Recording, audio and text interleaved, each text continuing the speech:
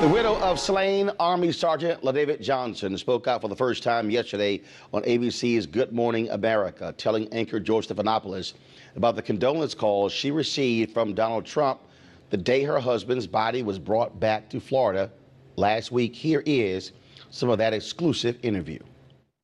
The president said that he knew what he signed up for, but it hurts anyways. And it made me cry because I was very angry at the tone of his voice and how he said it. Like he couldn't remember my husband's name. The only way he remembered my husband's name because he told me he had my husband report in front of him. And that's when he actually said LaDavid. I heard him stumbling on trying to remember my husband's name. And that what hurt me the most, because if my husband is out here fighting for our country and he risks his life for our country, why can't you remember his name? And that what made me upset and cry even more, because my husband was an awesome soldier. Maisha Johnson's account confirms Florida Congresswoman Frederica Wilson's description of the phone conversation she shared publicly that sparked a firestorm between Wilson and the White House. Whatever Ms. Wilson said was not fabricated. What she said was 100% correct. It was Master Sergeant Neal, me, my aunt, my uncle, and the driver, and Ms. Wilson in the car. The phone was on speakerphone. Why would we fabricate something like that?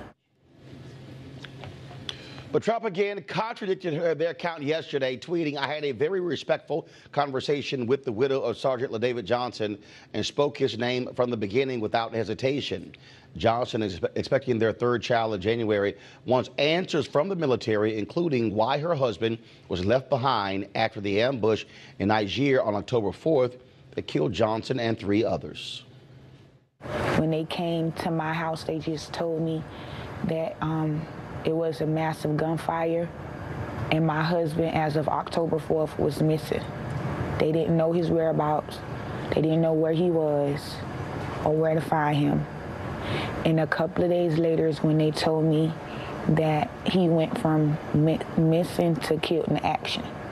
I don't know how he got killed, where he got killed, or anything. I don't know that part. They never told me, and that's what I've been trying to find out since day one, since October 4th. The chairman of the Joint Chiefs of Staff admitted yesterday that they have more questions than answers at this moment. We owe the families of the fallen more information, and that's what the investigation is designed to identify. But I can assure you that if Mrs. Johnson or any of the families of the fallen are unsatisfied with the support that they've had to date or have additional questions, we're going to go to every last length to try to satisfy their concerns or answer their questions. Both my shoulders. Now, folks, ever since Congresswoman Wilson publicly shared Trump's comments to the family of Sergeant Johnson, she's been receiving threats, including racially charged calls to have her lynched. She's also been criticized on social media and other platforms, including on KFI radio in Los Angeles, where the top morning talk show host there said something about her that is absolutely stunning. This took place on Friday, and the host is Bill Handel. This is where Handel is talking with a political strategist about Congresswoman Wilson.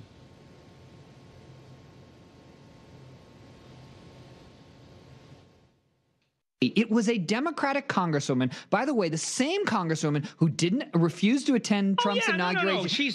No. She overheard that conversation and she got, oh, this is great. I will score political points by going on MSNBC and becoming somebody. That bill is disgusting. Yeah, it's totally disgusting.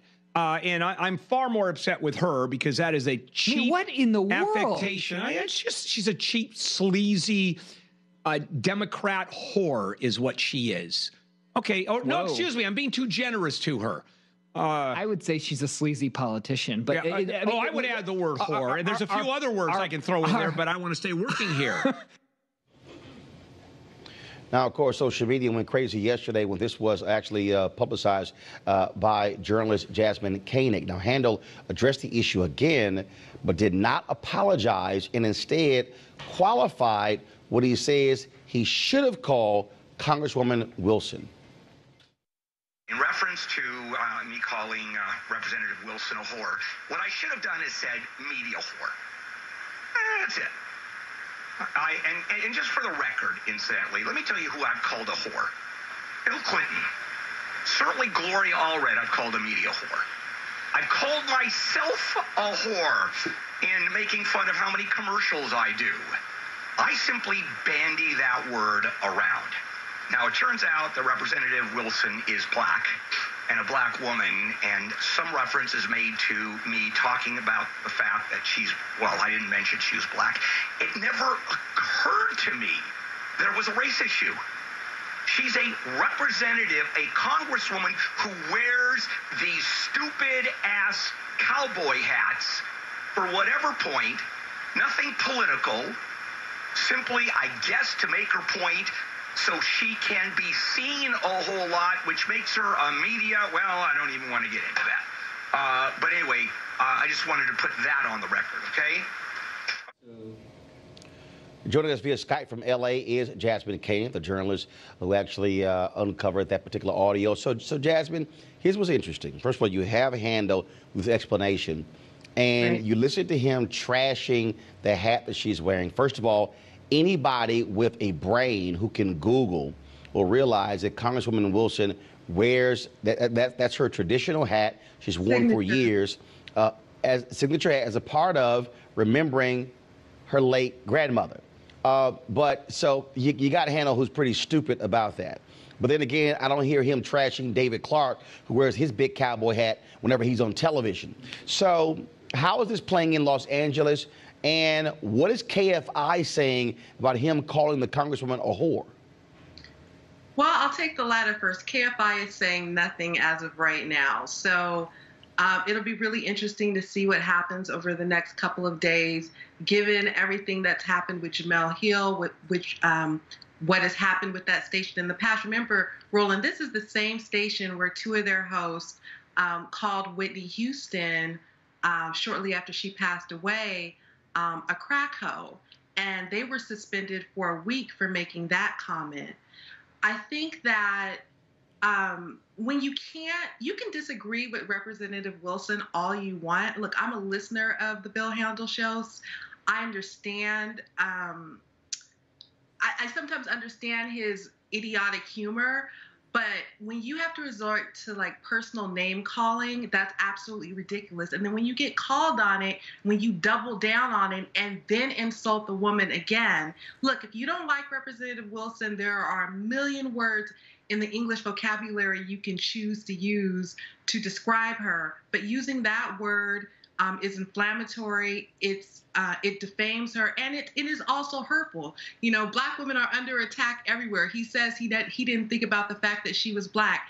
Bill Handel knows that Representative Wilson is black. This station, you know, has a history of making questionable comments when it comes to African Americans. And people always say to me, well, why do you listen, Jasmine? Look, I'm into talk radio. I work in talk radio, and everybody can't listen to the choir. So some people need to be listening to what fools like Bill Handel are saying, or else no one would know. Because you have to remember, this happened on Friday.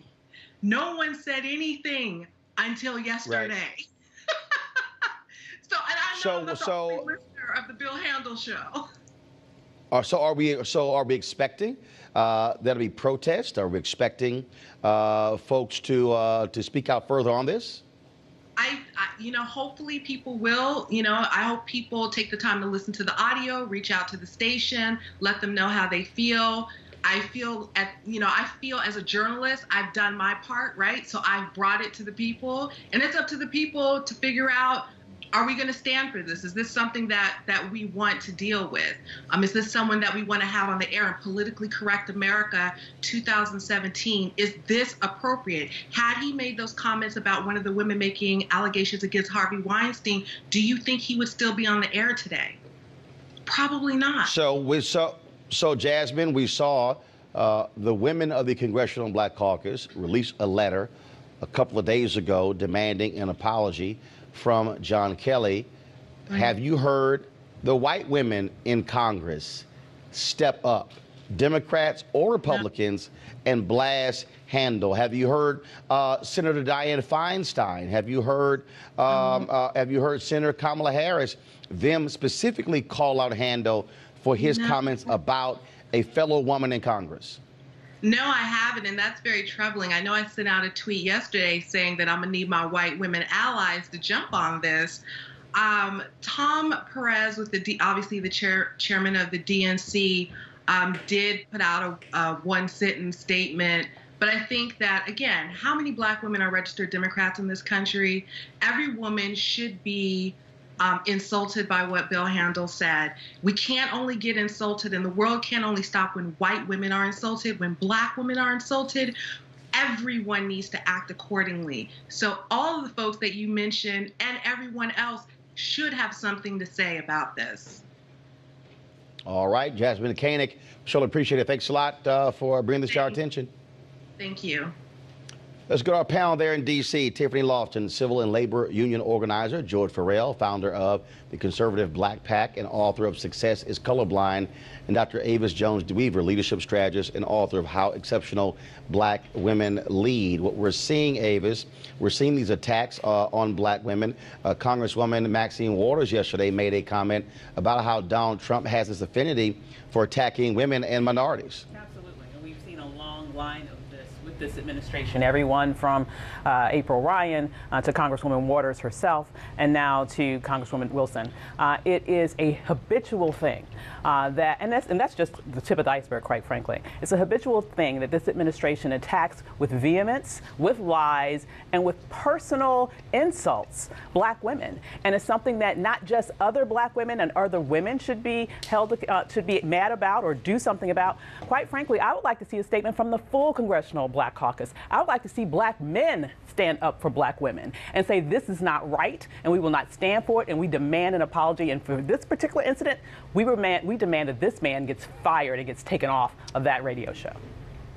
Tiffany? Yeah, Roland, I agree with my former panelists and colleagues, and also Jasmyne and Dr. Avis in their comments. Here's what I want to make clear to white people in America in 2017. You are no longer allowed to pretend like you do not know that you are talking about race. You are no longer allowed to pretend like your comments are not racist and play the okey doke after you say your comments multiple times. Bill O'Reilly was not able to do it when he talked about Congresswoman Maxine Waters and the James Brown wig, and now Bill is not allowed to do this right now about the former Congresswoman Williams. It is not okay to pretend like you do not know you're talking about race. You are absolutely talking about race. You knew this was a black woman. You know that you called her a whore on public radio, and you knew you were going to get caught. Number two, white people, you are also called to make sure that you respond to instances like this so that black folks don't have to do it every time. We should not have been waiting from Friday, until now to find out that this had took place. There are other white channels, there are other white news commentators who could have called this out. It is not our responsibility every time. And we definitely need to make sure that as we're talking about white supremacy and as we're leading into 2018, that this no longer becomes the norm. George, you saw Maisha Johnson yesterday make perfectly clear that 100% of what Congresswoman Frederica Wilson had to say was correct. Why won't this president, who's your party, why won't he apologize? Just simply man up, pick the phone up, and apologize to her. Why won't John Kelly publicly apologize for lying on Congresswoman Wilson now that the Florida Sun Sentinel unveiled that video, which details what she said at that ceremony in 2015 in Miami was correct? What is it about this administration where they refuse to acknowledge when they lie on people and hurt people? Well, let me say this. Congresswoman Wilson, Congresswoman Frederica Wilson, does a great job for her community. She's been reelected 4 times. I have no problem with her. She does a great job representing that particular area. But I won't stand by and let black women be disrespected. I've made this point before with former Lieutenant Governor Jennifer Carroll. She deserves an apology from Rick Scott, the governor of Florida. This woman deserves an apology. But what this points to, Roland, is that there's communication styles that are different between black and white, and sometimes is also body language. Now, the president does owe this whole family an apology, but I don't think he can pull it off. Here's what we have. You know, blacks and whites have different body language. White people will stand 3 inches in front of your face, and that's their comfort zone. Black people stand side to side. I'm just saying, there's a difference in communication. Mr. George, Trump is not the president of the country. He needs to learn this. George, George, no, 1 second, 1 second, 1 second. George, yes. This has nothing to do with body language. It has to this do simply with has to do with No, George, this has to do with is 70 years old. George, he's not a guy with sensitivity. We know what we got. He knows what he got. Lying is not body language. Lying is lying. Yeah. And so here you have Maisha Johnson, the widow, who says the pain was even more intense. She said the president couldn't remember her husband's name. She said she cried more after that. This man, how hard is it to say, you know what?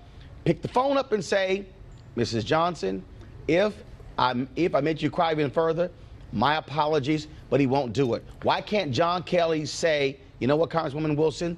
I stand corrected. You did praise those FBI agents, and my assessment was incorrect. They are lying, George. Not body language, lying. There's a communication difference between blacks and whites that we have to acknowledge. But let me say this. Okay. I have a friend. I have a close friend who lost to domestic violence a few weeks ago.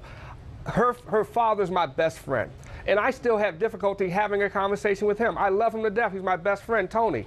But when you're dealing with communication in this situation, it's just one of the tough things that you cannot. George, you're acting like he doesn't have a staff. He doesn't have. He doesn't operate by himself, George. He doesn't have. You know he has a staff. The White House is not just one person. He has an entire staff. Both can't talk. A great economy. Both cannot talk. George, Tiffany, make your point. Tiffany, George, you've made your point. Tiffany, make your point, and I got to go to a break. George, really quickly, you are acting like this man works by himself and does not have help. He has a staff. He operates on his own. It is not about body language or him not being able to communicate. He has staff that are supposed to support him and walk him through this, and by denying that and ignoring that, you are also becoming a liar. White people and black people not having the same body language or the same language is ridiculous. No, we have the same language. Right, we don't have the same communication style. It is weekdays on TVOne. I will never lie to you. Oh my God. Roland Martin. He doesn't want to talk to us. He wants to ignore us. Uncensored. Hell no. That ain't gonna cut it, boo. Unapologetic. No, that is fundamentally false. You are wrong. Unfiltered. He wants an America where we all look alike. He ain't talking about black people. Unrelenting. You better go work out, because you got a fight on your hands. NewsOne Now with Roland Martin. Weekdays at 7 a.m. on TVOne.